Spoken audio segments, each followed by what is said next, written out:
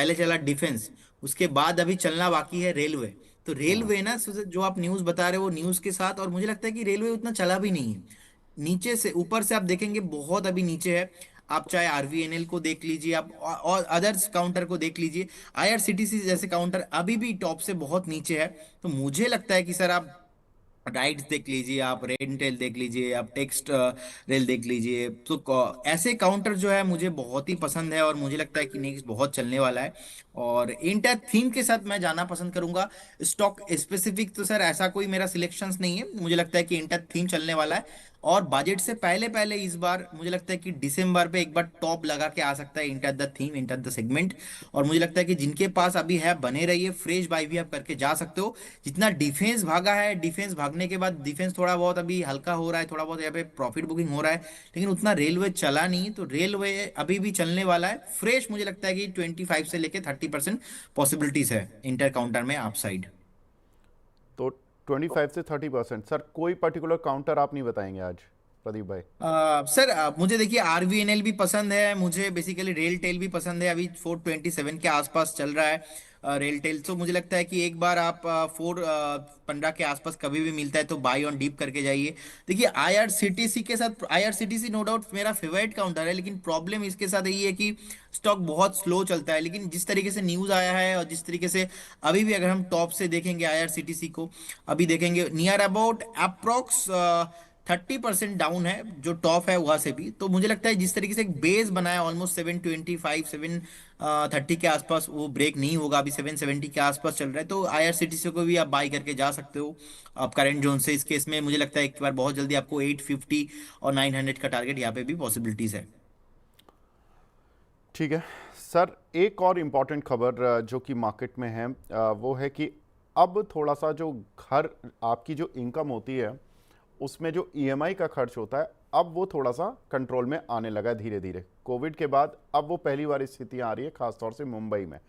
मुंबई में एक Knight Frank की रिपोर्ट आई है जिसमें कि ईएमआई खर्च जो पहले 50% तक पहुंच गया था लास्ट ईयर में, अब वो घट के 48% आ गया पहले 6 मंथ्स में। मुंबई के अंदर घर की अफोर्डेबिलिटी मुंबई में 15 साल के टॉप पर पहुंच चुकी है। यानी कि मुंबई में, यानी कि या तो लोगों की इनकम इतनी बढ़ गई है कि वो घर खरीद पा रहे हैं, या ये कह सकते हैं कि घरों के दाम उतने नहीं बढ़े जितने की उनकी ग्रोथ हो गई है। तो on the basis of these facts Mumbai में अफोर्डेबिलिटी बढ़ गई है। आरबीआई के इंटरेस्ट रेट कट करने का भी असर हुआ है पिछले मतलब इस पूरे 2025 में। अभी तक RBI 100 basis point rate cut कर चुका है, तो उसका एक बेनिफिट मिल रहा है। अगर हम देखें तो बाकी शहरों में जो मेन सिटीज़ हैं इंडिया के, उनमें एक बार देख लेते हैं कि कितना टोटल इनकम में ईएमआई का एक इंसान खर्च करता है ऑन एन एवरेज। तो मुंबई में अभी भी टॉप पर ही हैं, 48% खर्च करते हैं ज़्यादातर लोग। क्योंकि मुंबई में पहले कब से सुनते आ रहे हैं कि घर सबसे महंगा होता है मुंबई में, घर खरीदना मुंबई में, तो आपने मुंबई ही जीत ली एक तरह से। दिल्ली एनसीआर में जो अभी खर्च चल रहा है ईएमआई पर, वो 30% ऑफ द इनकम चल रहा है। एक व्यक्ति जिसकी सैलरी मान लीजिए 2 लाख है, तो उसका करीब 60,000 रुपये की ईएमआई वो यानी पे कर रहा है ऑन एन एवरेज। बेंगलुरु में भी सेम हाल है, करीब 30% वो घर के ईएमआई पर खर्च करता है। अहमदाबाद में ये रेशो थोड़ा कम है, ये 18% है। रॉबिन सर ये बताइए, ये आप तो थोड़ा मुंबई की साइड पर ज़्यादा होंगे, कुछ ऐसा हुआ है कि अफोर्डेबिलिटी कुछ कंट्रोल में आ रही है, और जो नाइट फ्रैंक की रिपोर्ट है उससे आप इत्तेफाक रखते हो ये, और किस तरह से आपको लगता है मुंबई का मार्केट? देखिए हम तो हैदराबाद में हैं, अच्छा, और मैं तो सॉरी। करीबन ओके। अभी 20 साल से हैदराबाद में है। लेकिन हैदराबाद के डेटा आप देखोगे तो इंडेक्स सेम है, हम्म। अफोर्डेबिलिटी वहीं की वहीं रही है। मुंबई में अच्छी बात है, अफोर्डेबिलिटी बढ़ गई है, लेकिन जितने भी मेरे कजिन्स और मेरे जानकार मुंबई में घर खरीदते हैं वो भी बहुत एक्सपेंसिव आते हैं। इसका मतलब ये है कि इनकम लेवल बढ़ रहा है। That is a sign which I read from this report. और मैंने पढ़ा कि दिल्ली में और महंगा हो गया, अफोर्डेबिलिटी कम हो गई है, राइट। सो जो रिपोर्ट आप देखो तो हैदराबाद के लिए न्यूट्रल है, और दिल्ली में और महंगा हो गया घर खरीदना, मुंबई में सस्ता हो गया। 48% से हम थोड़ा डिस्ट्रैक्ट नहीं होना चाहिए मेरे ख्याल से। अच्छी बात है, देखिए आरबीआई ने रेट कट किया, वो सब ना देखिए मिड हाउसिंग जैसे बोलते, मतलब आप देखो तो उस तबके के लिए वो चीज़ बहुत अच्छी है जहाँ पे सप्लाई साइड का इशू हो सकता है। क्योंकि जिस जिस नंबर्स की हम बात कर रहे हैं, ये प्रीमियम हाउसिंग है, ये बड़े बड़े डेवलपर्स हैं जिनको ऑफ कोर्स इसका फ़ायदा मिलेगा in terms of the price appreciation of those companies. But RBI की रिपोर्ट से यहाँ डायरेक्ट लिंकेज नहीं है, बिकॉज वहाँ पे जो अल्टीमेट ईएमआई बर्डन कम हम्म। होगा, वो हम बात कर रहे हैं एक मिड सेगमेंट की, जो है अफोर्डेबल हाउसिंग की बात होती है। तो मुझे लगता है affordable housing should be the focus. वो बहुत बढ़ रहा है इंडिया में, वो आरबीआई के रेट कट से डायरेक्ट इम्पैक्ट है। उन उन शहरों में उन कंपनीज में जो अफोर्डेबल हाउसिंग के लिए होम लोन्स देती हैं, that they are the next kind of companies which will be the beneficiary.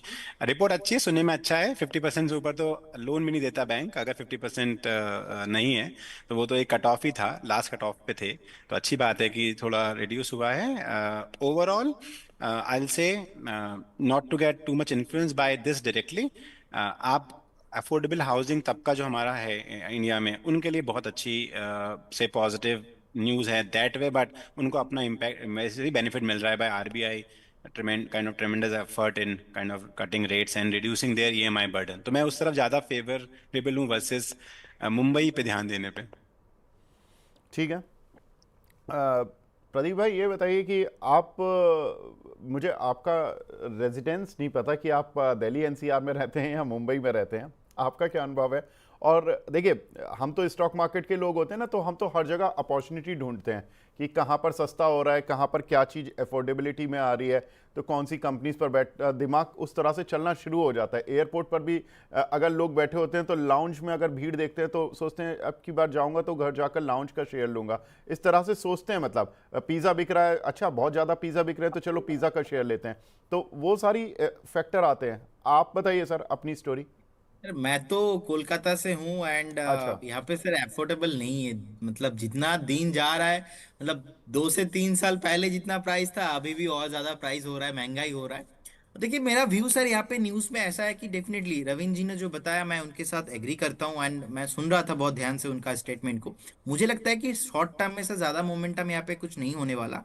मैं शॉर्ट टर्म में न्यूट्रल हूँ। इसका जो मेन जो न्यूज़ का जो इफेक्ट है ना, वो थोड़ा बहुत आपके आने के लिए भी 1.5 से 2 साल एक बार आपको वेट करना पड़ेगा, क्योंकि ऐसे न्यूज़ जब आता है ना वो इमीडिएटली इफेक्ट नहीं होता है। मैं सर कोलकाता से हूँ तो सर यहाँ पे तो कुछ महंगा मतलब सस्ता वाला कुछ सीन है नहीं, सब तो महंगा ही है। और मेरा व्यू सर ओवरऑल पॉजिटिव है, लेकिन लॉन्ग टर्म में, शॉर्ट टर्म में नहीं है।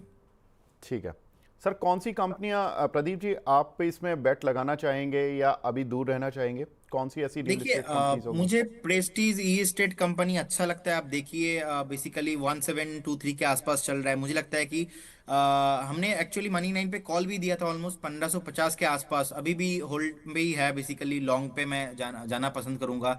अभी मुझे लगता है कि 1950 के आसपास जो टारगेट है वो मेरा बहुत जल्दी आने वाला है। सोबा के सोबा लिमिटेड, इसके साथ भी मैं जाना पसंद करूंगा। गोदरेज के साथ प्रॉब्लम क्या है, गोदरेज प्रॉपर्टीज ये थोड़ा ज्यादा वॉलेटाइल है, तो थोड़ा बहुत ज्यादा वॉलेटाइल है। रिसेंटली एक टॉप भी बना दिया है। अब सोबा टॉप बनाया था ऑलमोस्ट 1700 के आसपास। सोबा टॉप बनाया 1700 के आसपास। टॉप बनाने के बाद मुझे लगता है कि एक बॉटम फॉर्मेशन यहाँ पे धीरे धीरे बिल्ड हो रहा है। 1505 के आसपास चल रहा है। तो मैं सोभा और प्रेस्टीज ई एस्टेट, ये दोनों काउंटर्स मुझे अच्छा लगता है। बाकी देखिए ये दोनों शॉर्ट टाइम फ्रेम में थोड़ा बहुत ज्यादा चलेगा। अगर लंबा कौन सा चलेगा, मुझे लगता है कि डीएलएफ। डीएलएफ के अंदर पोटेंशियल बहुत है। 848 के आसपास चल रहा है। मुझे लगता है कि आपको एक डीप के लिए वेट करना चाहिए। कभी भी अगर 825 830 के आसपास मिलते हैं तो डीएलएफ आपके पोर्टफोलियो में नेक्स्ट 2 से 3 साल के व्यू पॉइंट से तो होना ही चाहिए। इस केस में टारगेट भी होगा 950 का, और अगर 950 के ऊपर सस्टेन करता है और भी हायर प्राइस आपको देखने को मिलेगा। स्टॉप लॉस मेंटेन करना है आपको यहाँ पे 770। तो 770 का स्टॉप लॉस आपको रखना है डीएलएफ पर, और यहाँ पर आप बैट लगा सकते हैं। बाकी प्रदीप जी को प्रेस्टीज पर भी और गोदरेज पर भी थोड़ा आउटलुक ठीक है उनका। और बाकी यहाँ पर रियल एस्टेट में ये कुछ एक काउंटर्स हैं जहाँ पर कि आपको नज़र रखनी चाहिए। रॉबिन सर, आप हमारे साथ जुड़े सर, बहुत बहुत शुक्रिया हमसे जुड़ने के लिए, अपना प्रीशियस टाइम देने के लिए। Thank you very much sir. Thank you Vivek ji. Thank you sir. आगे बढ़ते हैं और अब बढ़ते हैं दर्शकों की खास डिमांड पर, यानी कि दर्शकों के सवालों पर और दर्शकों की परेशानियों पर। क्योंकि दर्शकों के सवाल ही वहाँ बनते हैं जहाँ पर कि परेशानी ज़्यादा है, या प्रॉफिट बुक करना है तो वो भी एक टेंशन है कि कहीं जल्दी तो प्रॉफिट बुक नहीं करते। तो उसी गुत्थी को सुलझाते हैं, बढ़ते अपने खास सेगमेंट छोटे शहरों की छलांग पर।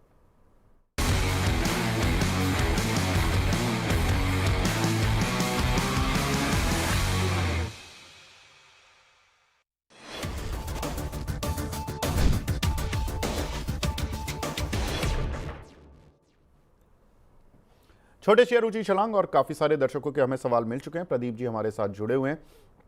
सुल्तान अली जी का सवाल है, एटीजीएल सर 623 रुपये पर उन्होंने कुछ शेयर लिए हुए हैं, इस पर अब आपकी राय। देखिए अभी 633 के आसपास चल रहा है, मुझे लगता है कि आप बने रहिए, नो डाउट फंडामेंटल स्ट्रांग है। और जब इंटायर ग्रुप में रैली आता है तो इस काउंटर पे अभी अभी आपको रैली आते हुए दिखेंगे उस टाइम पे। एक बार एक रेसिस्टेंस है ऑलमोस्ट 640 के आसपास, स्मॉल टाइम फ्रेम में मैं आपको बता रहा हूँ। 640 के ऊपर सस्टेन करने पर मुझे लगता है एक बार आपको 690 और 600 के ऊपर भी जाता हुआ दिखेगा, तो बने रहिए। ऐसा स्ट्रक्चर वाइज कुछ भी खराब नहीं है, बेस बन चुका है, चलना अभी बाकी है।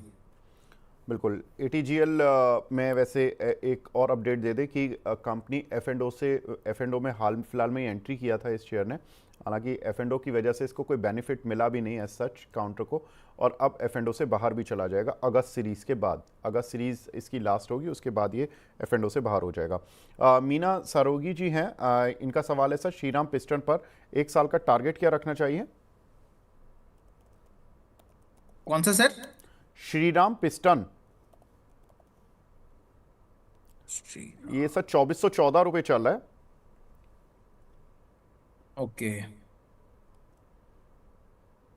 एक सेकेंड जस्ट। ओके, सो देखिए अभी जो मुझे लगता है कि चार्ट जो स्ट्रक्चर जो है था थोड़ा तो पॉजिटिव ही, आज ऑलमोस्ट 0.3% के आसपास ऊपर भी है। जिनके पास है बने रहिए विथ स्टॉप लॉस ऑफ 2380 के आसपास, 2380 के आसपास एक सपोर्ट है। तो मुझे लगता है स्टॉक चलेगा बेसिकली, मुझे लगता है एक बार 2460 2470 के ऊपर। तो एक बार जिनके पास है बने रहिए, ऐसा स्ट्रक्चर ज्यादा खराब नहीं है, लेकिन एक बार यहाँ पे फ्रेश बाई रिकमेंडेशन नहीं रहेगा। 2470 इसके ऊपर बाई करने का सलाह रहेगा। ठीक है। अगला सवाल हमें मिला है, पैसा लो, अनिल अग्रवाल जी का है सर। 200 शेयर हैं इनके पास 50 रुपए के भाव के, इसमें एवरेज कर सकते हैं क्या सर? 30-31 रुपए की रेंज पर आ चुका है, ये काउंटर चलता क्यों नहीं है प्रदीप भाई? सर देखिए इसका बेसिकली 200 करोड़ के आसपास पैट है, और आप देखेंगे नियर अबाउट लास्ट जब से स्टॉक लिस्ट हुआ था थोड़ा बहुत टॉप बनाया था, नीचे ही आ रहा है लगातार। मंथली चार्ट पे खराब है, वीकली चार्ट पे खराब है, डेली चार्ट में भी खराब है। तो मेरा रिकमेंडेशन यही है सर, एक बार आप एग्जिट करने का सलाह होगा, क्योंकि अभी मैक्सिमम चल सकता है सर 33-34 तक जा सकता है, लेकिन फिर भी जब नीचे आएगा ना स्टॉक फिर से 30 के नीचे चला जाएगा। और मुझे लगता है एक बार 28-23 के आसपास जाने, 28-27 के आसपास जाने का हाई पोटेंशियल है। क्योंकि द प्रॉब्लम इज इसके अंदर ना बाइंग ही नहीं आ रहा है, बाइंग आ रहा है, बाइंग सस्टेन नहीं हो रहा है, कोई फॉलो अप बाइंग नहीं है यहाँ पे। जो बॉटम है, बॉटम फॉर्मेशन अभी हुआ नहीं अभी भी सर, यहाँ पे जो है बॉटम फॉर्मेशन हुआ नहीं अभी। होने का पॉसिबिलिटीज थोड़ा बहुत बन रहा था, लेकिन इस बार भी ब्रेकडाउन आया। आज थोड़ा बहुत चला है, लेकिन मेरे ख्याल से यहाँ पे आपको each and every bounce back पे आपको सेल करना चाहिए। सर ये चार्ट पे फ्रस्ट्रेटिव है, क्योंकि मैं देख रहा हूँ with in the NBFC space ये काउंटर 14 के पी मल्टीपल पर चल रहा है।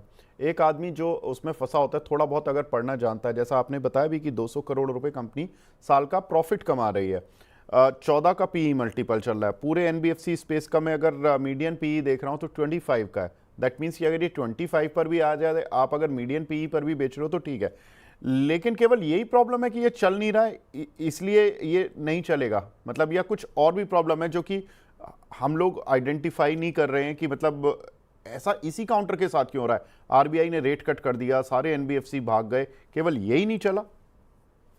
देखिए सर यहाँ पे एक चीज देखेंगे, फर्स्ट ऑफ ऑल जो प्रोमोटर होल्डिंग था ना वो 28% के अराउंड उन्होंने प्लेज करके दिया है।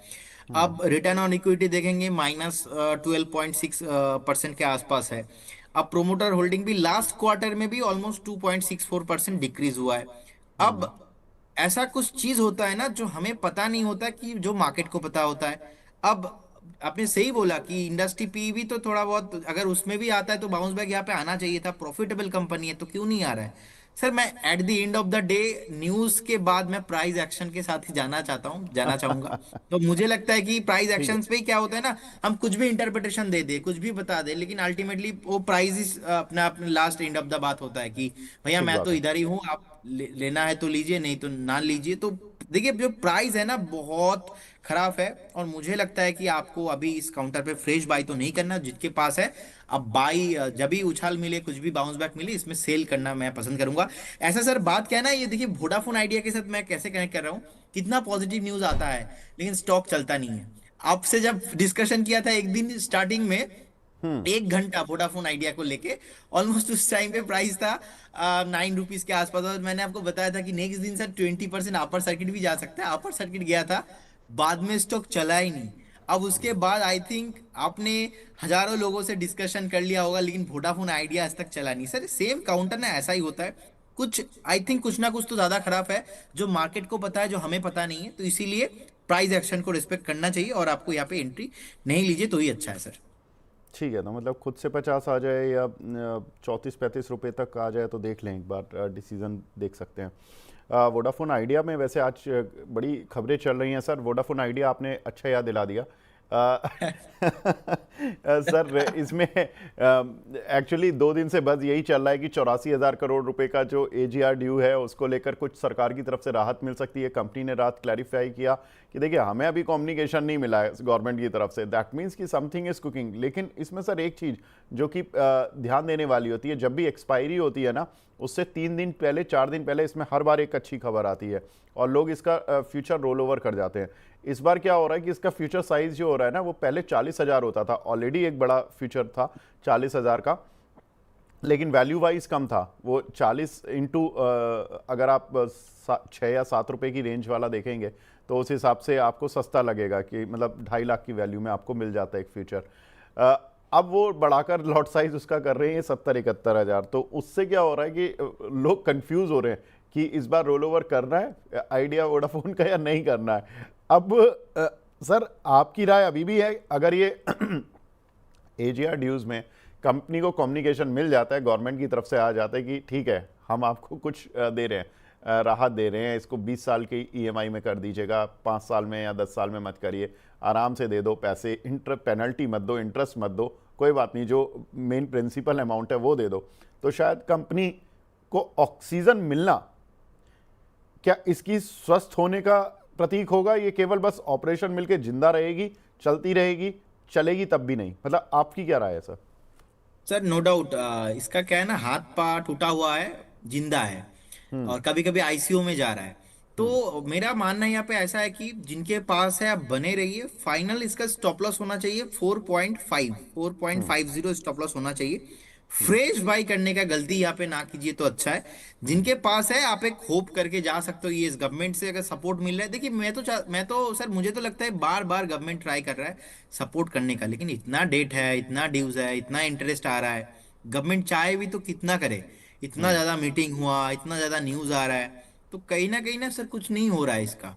तो आप देखेंगे कि लास्ट टाइम का जो ड्यू था ऑलमोस्ट 2,10,000 करोड़ के आसपास, उसके बाद जो गवर्नमेंट ने स्टेक लिया 49%, उसके बाद भी ऑलमोस्ट 1,70,000 करोड़ के आसपास जो है इनका ड्यू था। तब उनका भी जो इंटरेस्ट है वो भी तो भरना हो रहा है।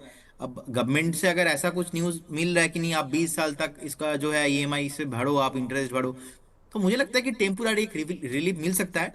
अब उस रिलीफ में हो सकता है एक बार थोड़ा बहुत स्टॉक जो है यहाँ पे और भी 15, 20, 30% ऊपर आ जाए, लेकिन स्टॉक का सर प्रॉब्लम क्या है, नेचर सस्टेन नहीं करता है।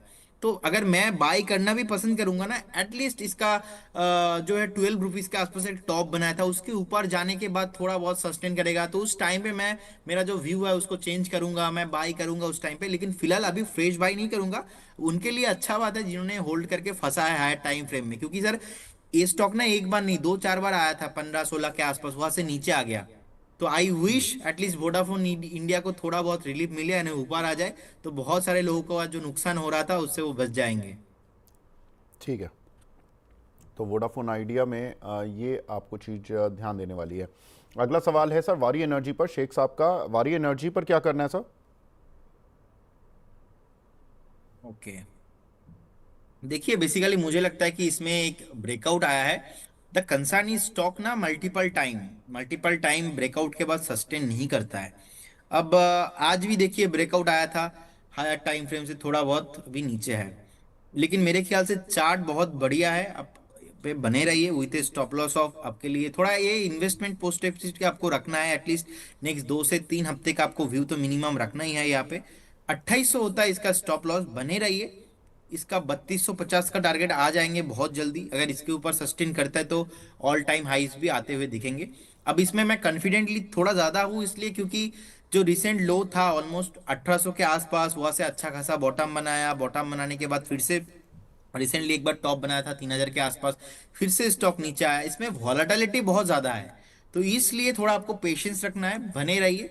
आजकल का जो एक बार जो हाई है इसके ऊपर सस्टेन अगर करता है तो मुझे लगता है कि नेक्स्ट बहुत बड़ा धमाका आ सकता है, बट नेचर से बहुत वॉलेटाइल है, एक बार बने रहने का सलाह होगा। फ्रेश बाई अभी करेंगे तो थोड़ा एक बार आपको वेट करना पड़ेगा, क्योंकि आज भी सस्टेन नहीं हो पाया।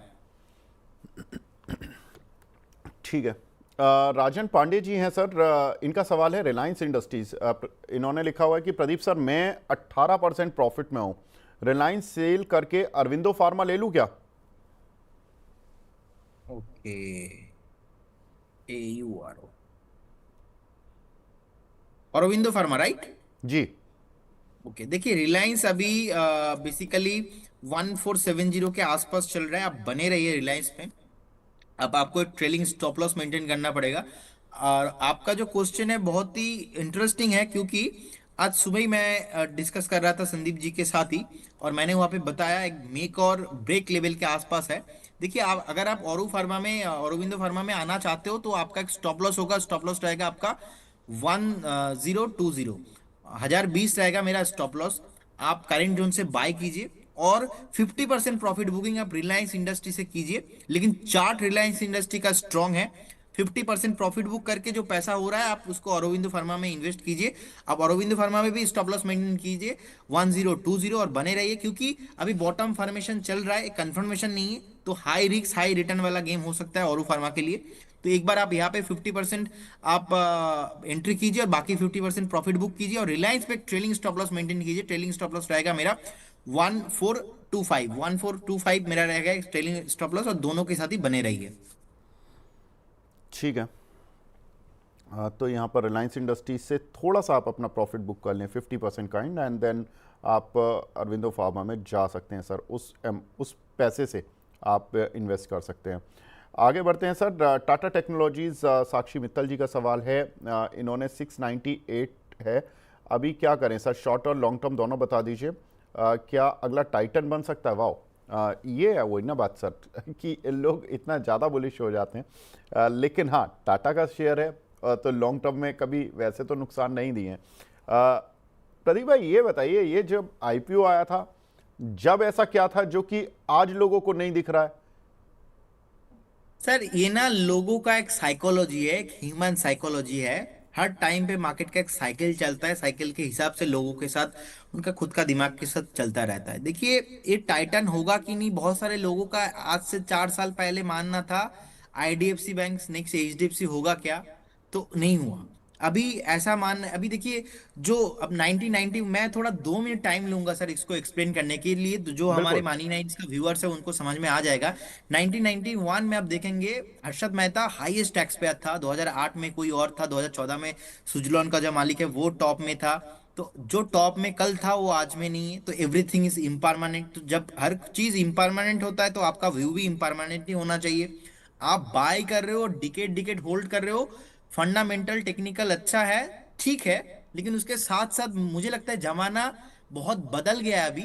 आप अगर कोई भी स्टॉक को, चाहे वो टाटा हो चाहे वो अदानी हो, आपका एक रिस्क टेकिंग एबिलिटी आपके पास होना चाहिए, और आप एक बार स्टॉप लॉस मेंटेन कीजिए आपके हिसाब से। जब टाटा टेक्नोलॉजी का आईपीओ हुआ था उस टाइम आईपीओ लिस्टिंग गेन हुआ था जबरदस्त, उसी दिन हमने एग्जिट कराया कि ऐसे आप अभी एग्जिट कर कर जाओ। मुझे लगता है कि वैल्यूएशन बहुत ज्यादा है। अभी देखिए इतना वैल्यूएशन नीचे आ चुका है, मुझे लगता है अभी एक फेयर वैल्यूएशन के आसपास है। आप देखेंगे रिसेंटली जो बॉटम था ना ऑलमोस्ट 650 के आसपास, 630 के आसपास एक बॉटम है, तो मुझे लगता है कि बेसिकली एक बॉटम फॉर्मेशन हो चुका है। अभी के लिए वैल्यूएशन सही है, लेकिन यही स्टॉक मैं 1000-1100 के ऊपर नहीं लूंगा। मैं ट्विटर पे सर कहीं पे पढ़ रहा था कि आप अगर अच्छा स्टॉक ले लिया, अच्छा प्राइस में भी आपने ले लिया, और फंडामेंटल बढ़िया है, टेक्निकल भी बढ़िया है, लेकिन आप अच्छा ड्राइवर नहीं हो, तो फिर ना आप मतलब आप अच्छा फंड मैनेजर नहीं हो, आप अच्छा एनालिस्ट नहीं हो, आप अच्छा एडवाइजर नहीं हो, आप अच्छा इन्वेस्टर नहीं हो, तो फिर ना पैसा नहीं बनता है मार्केट में। सो सर मेरे ख्याल से देखिए पेटीएम को भी ना बहुत अच्छा लग रहा था लोगों का आईपीओ के टाइम पे, लेकिन देखिए नीचे आ गया। नायका को भी लोगों को अच्छा लग रहा था, नीचे आ गया। तो टाटा टेक्नोलॉजी के साथ भी सर ऐसा है। तो सर ये जो क्वेश्चन है ना, लोगों का दिमाग के साथ प्रॉब्लम है। This is why you need to know about the fundamental and valuation thing. And आपको ये टाइटन बनेगा कि नहीं सर मुझे नहीं पता, जिस दिन मुझे पता चल जाएगा कि टाइटन होगा कि नहीं तो मैं ही करोड़पति बन जाऊंगा। तो इसीलिए ना आपको स्टॉक स्टॉक के साथ लेवल टू लेवल चलना है। लेवल के ऊपर रहोगे बाय कीजिए, लेवल के नीचे है एग्जिट करके जाइए। क्योंकि ऐसा बहुत टाइम होता है कि आप लेवल के एक मेजर जो लेवल है, मेजर जो सपोर्ट है उसके नीचे आ जाता है, आप सोचते हो कि नहीं मैं प्रॉफिट में बेचूंगा। आप शॉर्ट टर्म इन्वेस्टर है तो बाद में वही स्टॉक बाद में जाके येस बैंक, पीसी ज्वेलर, भाकरांगी, यही वोडाफोन आइडिया जैसे स्टॉक बन जाता है। अब देखिए सर, हमने डिस्कशन किया वोडाफोन आइडिया, इससे पहले भी मैं अलग अलग चैनल पे डिस्कशन किया 16 पे 17 पे 15 रुपए में स्टॉप लॉस लगाओ। लोग लगाते नहीं है 15 में स्टॉप लॉस, बाद में आके पूछते साथ में क्या करे 8 में करे। और एक बात है सर, इतना लोगों का मतलब क्या है ना, हर दिन व्यू ले रहा है, हर दिन व्यू ले रहा है, तो व्यू लेने के चक्कर में ना उनका दिमाग काम नहीं करता कि आज में क्या करेंगे। तो इसीलिए with all respect and regard, proper target proper stop loss के साथ बने रहिए। When you enter any stock, तो पहले ही आपका वो, जैसे कि कॉर्पोरेट में होता है, पहले ही हायर और फायर सिलेक्ट कर लेते हैं जो एचआर रहता है। तो कोई भी स्टॉक में ना आप आ रहे हो, आप पहले एंट्री और एग्जिट आपके दिमाग में सोच लीजिए। और टाटा टेक्नोलॉजी से मुझे लगता है अभी फेयर वैल्यूएशन है, अभी अच्छा वैल्यूएशन है, बाय करके जा सकते हो, जिनके पास है बने रहिए। ठीक है, तो अच्छी वैल्यूएशन है, सब कुछ अच्छा है। और इस कंपनी का एक BMW के साथ जो करार हुआ था, उस करार का जो अब बेनिफिट है वो शायद आना शुरू होगा। जब तक वो रिफ्लेक्ट नहीं होगा कंपनी के फाइनेंशियल्स में, जब तक ये काउंटर थोड़ा सा इसीलिए परेशान भी चल रहा था। हमने इस पर डिटेल में एक दिन बात भी की थी। तो टाटा टेक पर सर का व्यू यही है। आगे बढ़ते हैं सर। एक हमारे दर्शक हैं, रेगुलर व्यूअर हैं, शंकर जी। शंकर जी गुड मॉर्निंग, कैसे हैं आप? बासफ में सर इनके पास शेयर पड़े हुए हैं 503 रुपये के, ये 9,000 से गिरा है। अरे एक मिनट, बासफ बिल्कुल ये 5,000 का शेयर चल रहा है और इनके पास शेयर पड़े हुए हैं शायद 503 शेयर होंगे सर, 9,000 से गिरा है। क्या करें सर इस काउंटर पर? देखिए इस काउंटर ने बहुत ही ऊपर से नीचे आया है अभी फिलहाल। मुझे लगता है कि ये जो बेस है कंफर्मेशन अभी भी नहीं है। आप एक बार 4,800 के स्टॉप लॉस के साथ बने रहिए। अगर 4,800 ब्रेक नहीं होता है तो मुझे लगता है BASF में इसमें प्रोबेबिलिटी एक बार फिर से है कि 5,250 और 5,300 का टारगेट आना चाहिए। फिलहाल एक बार मैं अवॉइड करूंगा फ्रेश बाई करने का, लेकिन जिनके पास है आप बने रह सकते हो विद स्टॉप लॉस ऑफ 4,800। ठीक है सर। सर ये भी पूछ रहे हैं कि क्या 15 से 20% की अपसाइड या टारगेट के लिए यहाँ पर खरीदारी कर लें? देखिए आप अगर करंट जोन से बाय करते हो तो स्टॉप लॉस रहेगा सेम मेरा 4,800 के आसपास। अब देखिए रिसेंटली जो टॉप था ऑलमोस्ट 5,300 के आसपास, तो इसके ऊपर नेक्स्ट रैली आएगा। तो इमीडिएटली जिस तरीके से स्ट्रक्चर बदला है, तो मुझे लगता है कि 5,300 से लेके 5,350 के आसपास जा सकता है। लेकिन 15 to 20% रैली होगा इमीडिएटली लेवल पे, ये मैं बता नहीं सकता क्योंकि इसका स्ट्रक्चर उतना अभी स्ट्रांग नहीं है। लेकिन स्टॉप लॉस आपको 4,800 के आसपास मेंटेन करना है।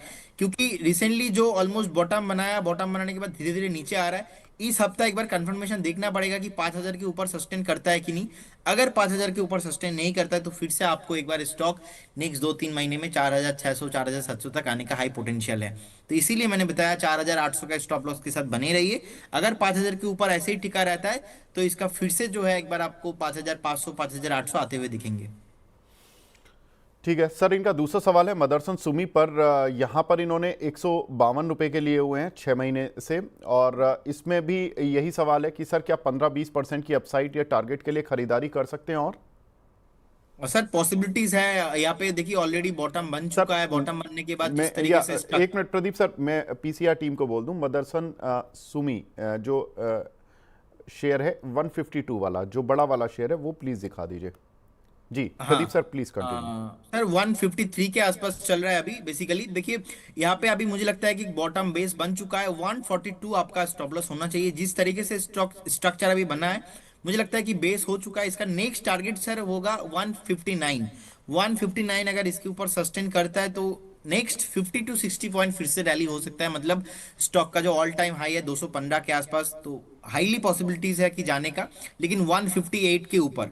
तो अभी अगर बाय करके जाते हो 142 स्टॉप लॉस, 158 पहला टारगेट, 158 के ऊपर सस्टेन करने में इसका ऑल टाइम हाई पॉसिबिलिटीज है। इसमें इसमें बेस बन चुका है, फॉलो अप बाइंग आना अभी बाकी है।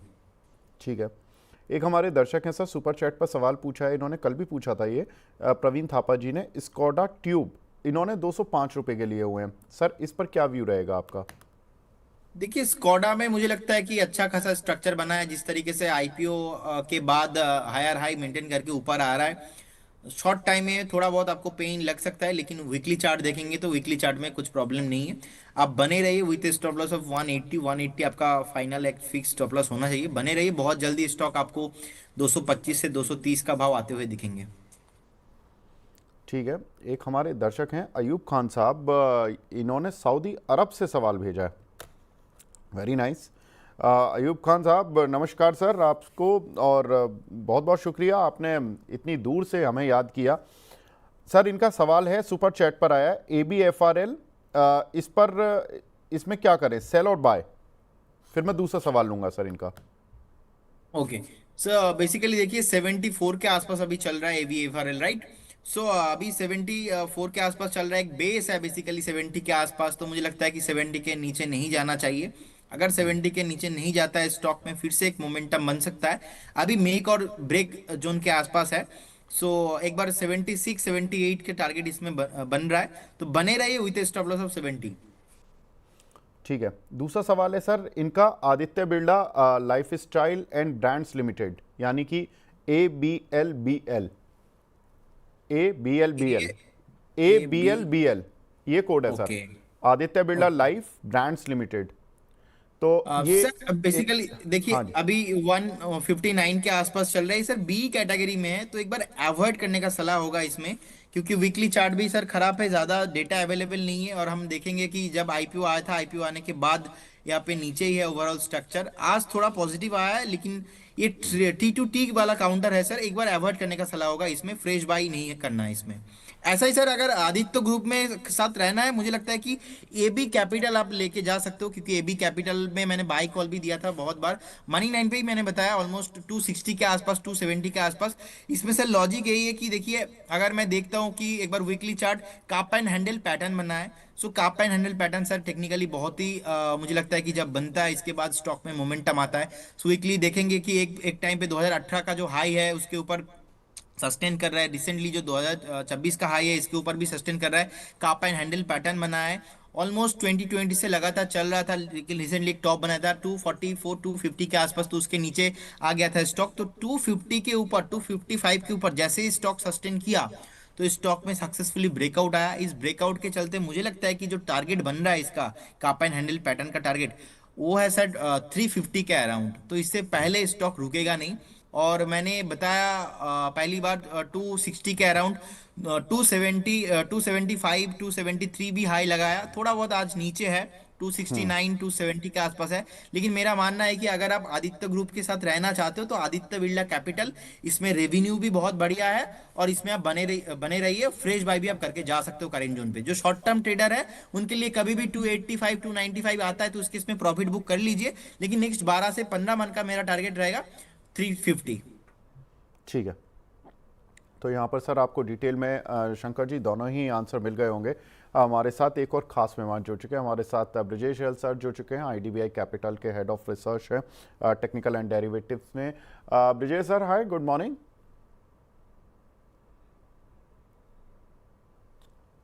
ब्रजेश सर से एक बार दोबारा संपर्क करने की कोशिश करते हैं, आगे बढ़ते हैं। एक सवाल मिला है हमें अख्तर साहब का, कोचीन शिपयार्ड सर 2194 रुपये पे 70 शेयर लिए हुए हैं इन्होंने, रखना है या इसको होल्ड कर सकते हैं 6 महीने के लिए? सर देखिए डिफेंस शेयर पे हमने इनिशियली बात भी की थी कि थोड़ा सा ये प्रेशर में आए हैं, चूँकि सेंटीमेंट चेंज हो गया, ऑर्डर उतने ही हैं, वैल्यूएशन वही है, वैल्यूएशन इनफैक्ट अब नीचे आने पे सस्ती ही हो रही है, लेकिन सेंटीमेंट चेंज हो गया। सर सेंटीमेंट का कितना असर पड़ेगा शेयर पर, और क्या करें 6 महीने के लिए? डेफिनेटली विवेक सर, सेंटीमेंट से स्टॉक चलता है शॉर्ट टाइम फ्रेम में। जिस तरीके से वॉर का सिचुएशन हो रहा था उस टाइम पे हम्म। इंडिया पाकिस्तान तब चला, बाकी अभी ग्लोबली जो वॉर सिचुएशन चल रहा था उस टाइम पे चला। देखिए शॉर्ट टाइम फ्रेम में बहुत चल चुका है। आप देखेंगे लास्ट 2 महीने से 1500 से स्टॉक नॉन स्टॉप ऑलमोस्ट 2400 के आसपास हाई लगा के नीचे आ रहा है। अभी फेयर वैल्यूएशंस नहीं आया, मुझे लगता है कि एक बार यहाँ से भी 150 पॉइंट नीचे आने का पॉसिबिलिटीज है। तो अगर कोई भी बाय करना चाहते हो तो करेंट जोन से 150 पॉइंट नीचे आता है तो उस केस में आप बाइंग स्टार्ट कीजिए। जिनके पास है बने रहिए, बहुत रिटर्न दे चुका है ऑलरेडी। लेकिन मुझे लगता है कि ये जो थीम है दिसंबर से पहले पहले एक बार और भी टॉप बना सकता है। और इस बार तो बजट में भी government of India I think कुछ बजट में डिफेंस सेगमेंट को लेके, इंटर डिफेंस में आप एचएएल को देख लीजिए, बीएल को देख लीजिए, कोचिंग शिपयार्ड को देख लीजिए। तो सारा काउंटर को मैं ओवरऑल पॉजिटिव हूँ। वैल्यूएशन के हिसाब से भी मुझे लगता है कि ठीक ठाक ही है।